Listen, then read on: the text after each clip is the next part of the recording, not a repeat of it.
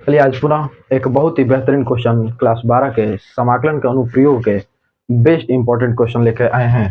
तो देखेंगे वक्र y स्क्वायर बराबर 4x, y अक्ष एवं रेखा y बराबर 3 से घिरे क्षेत्र का क्षेत्रफल ज्ञात कीजिए।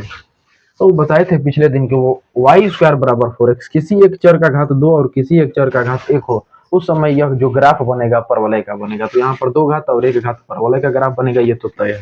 कैसा परवलय का ग्राफ बनेगा तो ये चीज ध्यान देना, ये x अक्ष होता है, ये y अक्ष होता है। x का घात 1 है तो x की तरफ ग्राफ बनेगा, जिसका घात 1 होता है उसके तरफ ग्राफ बनेगा। यदि माइनस का है तो माइनस वाला इधर आ जाएगा, y की तरफ, ये मतलब y का घात 1 और माइनस है तो नीचे की तरफ आ जाएगा। लेकिन जिसका घात यदि यहाँ पर x का घात 1 है तो x की तरफ मुंह खुलेगा ग्राफ का y अक्ष पे। अब ये रहा आपका y अक्ष, ध्यान देना है। एवं रेखा y बराबर 3, तो 3 पर चलिए, ये 1 है, ये 2 है और ये 3 है, से घिरे क्षेत्र। चलिए इससे घिरे क्षेत्र, ये जो ये वक्र है और ये रेखा है, इससे घिरा हुआ जो क्षेत्र होगा, ध्यान से देखेंगे तो यही होगा। और यहाँ के लिए लिखेंगे यहाँ पर छायांकित भाग का क्षेत्रफल, छायांकित भाग का क्षेत्रफल। ये रहा आपका छायांकित भाग का क्षेत्रफल। छायांकित भाग का क्षेत्रफल है क्या, कहाँ से कहाँ तक, तो ध्यान दीजिए 0 और 0 से लेकर के ये कितने तक चले, यहाँ भी दिया है 3 और ये भी देखिए 1 2 3, तो 0 से लेकर के 3 तक। अंदर क्या लिखेंगे, किसके सापेक्ष समाकलन करेंगे, कैसे पता चलेगा, तो यहाँ पर एक लिखा है y अक्ष और यहाँ पर y का मान दिया है। और यह भी देखिए कि जो ग्राफ बन रहा है, जो ग्राफ हम बनाए हैं, x अक्ष को टच कर रहा है या y अक्ष को, तो आप बताएंगे कि y अक्ष को क्या टच कर रहा है, तो यहाँ पर लिखेंगे वो dy। और जैसे dy लिखेंगे तो अंदर अब क्या लिखेंगे x।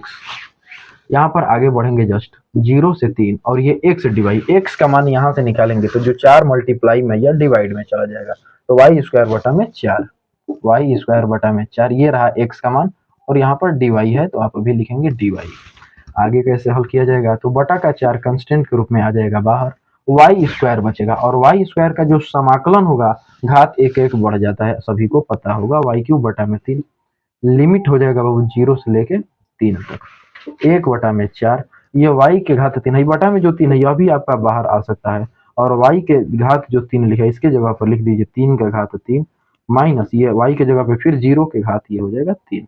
एक बार अपर लिमिट रखते हैं, फिर एक बार लोअर लिमिट रखते हैं, इसको हल करेंगे जरा, इसके आगे ही कर देते हैं 1 बटा में 4 3 12, और ये देखिए 3 का क्यूब 3 के 29 27, माइनस 0 का क्यूब 0 ही होगा, लिखिए या मत लिखिए।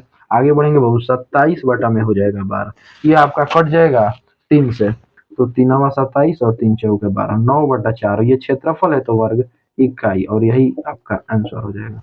धन्यवाद। तो ऐसे ही क्वेश्चन के लिए फिर दोबारा मिलेंगे, लगातार आप सब पढ़ते रहे, मन से पढ़ें, बोर्ड एग्जाम बहुत ही नजदीक आ चुका है। चलिए धन्यवाद।